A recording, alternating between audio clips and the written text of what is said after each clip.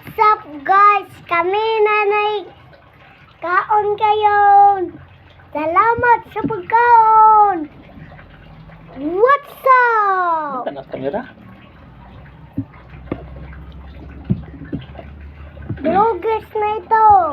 Vloggers nito daw.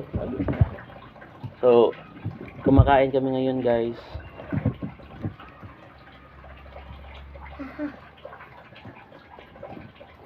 So, sa ngayon, guys, is time check is 12:41 sa hapon.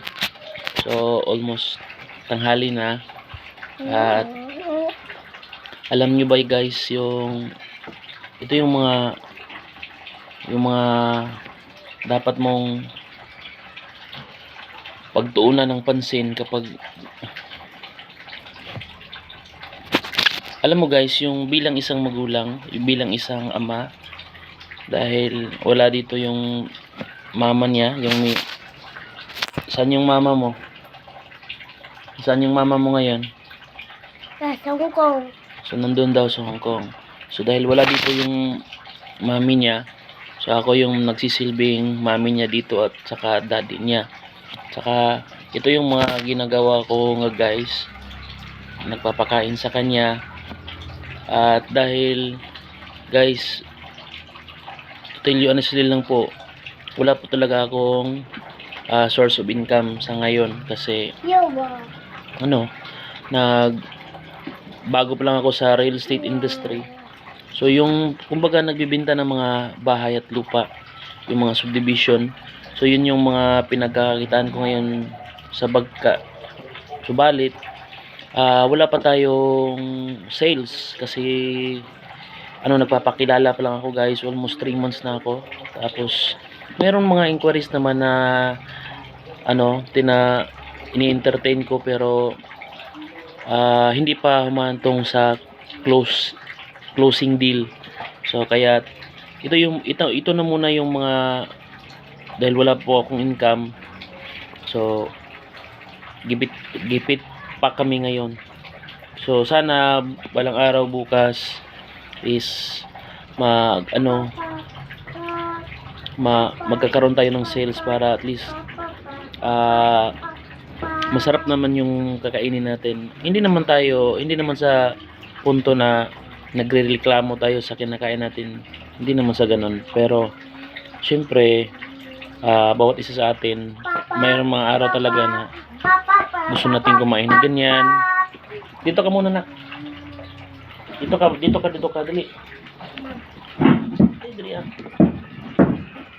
So may mga araw talaga nga gusto natin kumain ng mga yung gusto natin. So kaya sa ngayon papakita ko sa inyo yung kinakain namin ngayon.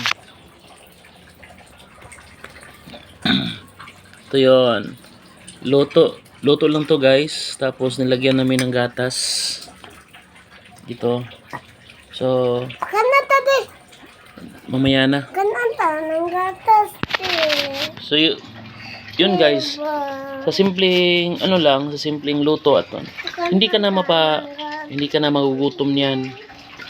So lalo na kapag walang-wala ka sa naman din gatas na. Yun na. Sabaw. O sige, otro.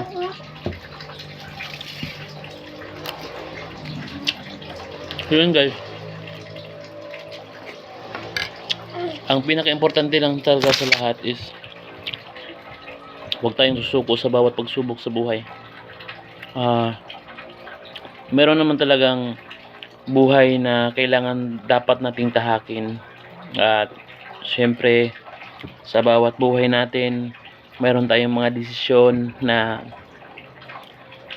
mga maling desisyon, at hindi natin to ipagpagkakaila na magkakaroon talaga tayo ng mga maling desisyon sa buhay. Kaya at least na tanggap natin at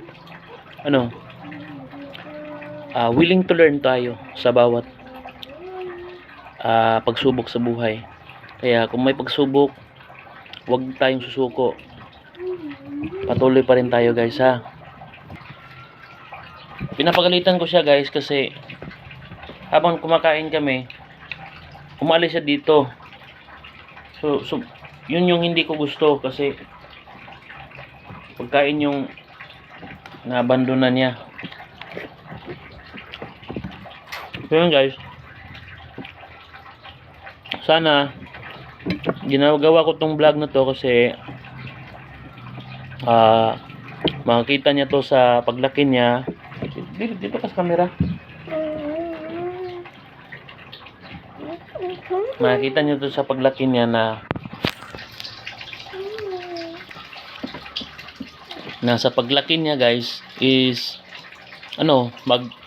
mayroon siyang basihan na ganito kasarap yung buhay kahit na mahirap lang kayo,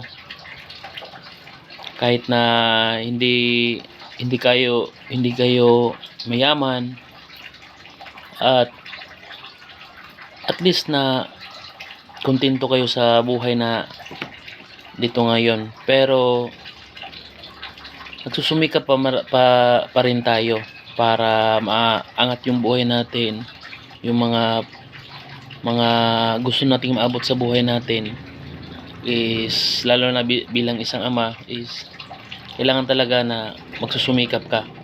So yun, so ano yung masasabi mo bilang isang bata? Ano yung masasabi mo sa daddy mo ngayon nga nag-aalaga sa iyo? Ano sa imong istorya sa imong daddy?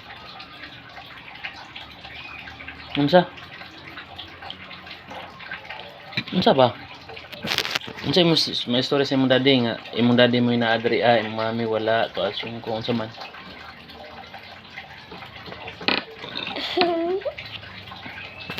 So, nahihiya siya guys, hindi niya alam yung kung ano yung sasabihin niya. Tuloy yung gusto kong ipatatak sa guys, sa video na to na hindi mo kailangan ng mga masasarap na pagkain na kailangan mong kainin para hindi ka mapas mo. Dili. Kundi hanap ka lang ng mga posibleng makain mo na hindi ka mapas mo. So guys, maraming salamat sa panonood sa video na to. Sana mayroon kayong matutunan. Sana maging malawak pa yung natin pag sasalaysay sa bawat video na ating i-upload. Salamat guys, salamat sa inyo.